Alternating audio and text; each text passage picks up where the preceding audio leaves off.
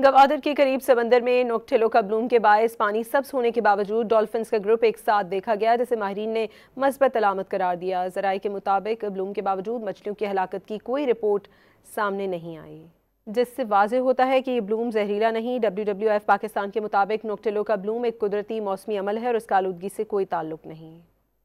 गवादर के करीब समंदर में नोक्टिलो ब्लूम के बायस पानी सब्ज होने के बावजूद डॉल्फिन्स का ग्रुप एक साथ देखा गया, जिसे माहिरीन ने मस्बत अलामत करार दिया। ज़राए के मुताबिक ब्लूम के बावजूद मछलियों की हलाकत की कोई रिपोर्ट सामने नहीं आई, जिससे वाज़े होता है कि ये ब्लूम जहरीला नहीं। WWF पाकिस्तान के मुताबिक नोक्टिलो ब्लूम एक कुदरती मौसमी अमल है और इसका आलूदगी से कोई ताल्लुक नहीं।